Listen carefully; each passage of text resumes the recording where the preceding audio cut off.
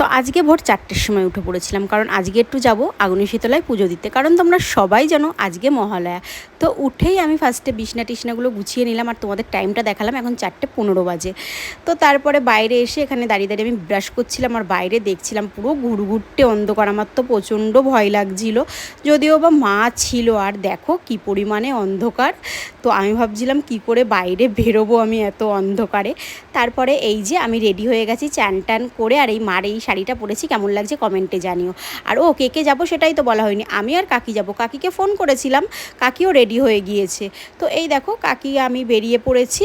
তো আমরা হেঁটেই যাচ্ছি, কারণ আমাদের বাড়ির থেকে মন্দির বেশি দূর না, 5-6 মিনিট লাগবে হেঁটে গেলে। তো টুকটুক করে আমি আর কাকি চলে এলাম মন্দিরের খুবই কাছাকাছি।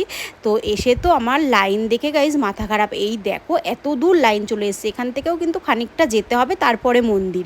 তো লাইন দেখেই তো আমার মাথা খারাপ, যদিও বা ভিড় হওয়ারই কথা। তো কিছু করার নেই, আমি আর কাকি দুজনা লাইনে দাঁড়িয়ে পড়েছি। এখন অপেক্ষা কতক্ষণে আমরা মন্দির অবধি পৌঁছাই। আর ভিড়টা তো দেখো, ভিড় মানে দেখে তো আমার মাথা খারাপ, কি পরিমাণে লাইন পড়েছে। তো এতক্ষণ লাইনে দাঁড়ানোর পরে, অপেক্ষা করার পরে এখন মন্দিরে যাওয়ার পালা। মন্দিরের কাছাকাছি আমরা চলেই এসেছি, এখন শুধু কতক্ষণে ভেতরে ঢুকবো। তো এই নাও, আমার সাথে সাথে তোমরাও মাকে দর্শন করে নাও, যারা আজকে আসতে পারোনি পুজো দিতে। তো আমার পুজো দেওয়া, অঞ্জলি দেওয়া সব হয়ে গেছে। এখানে ধূপকাঠি মোমবাতি জ্বালিয়ে দিয়েছিলাম, যেটার আমি কোনো ভিডিও করতে পারিনি। তো এখন পুজো টুজো দিয়ে আমরা যাচ্ছি বাড়ির দিকে, আর খুব সুন্দরভাবেই আমরা পুজো দিয়েছি। তো তোমরা কারা কারা আজকে এসছিলে পুজো দিতে আগুনেশ্বরী তলায়, তারা কিন্তু অবশ্যই কমেন্টে আমাকে জানিও।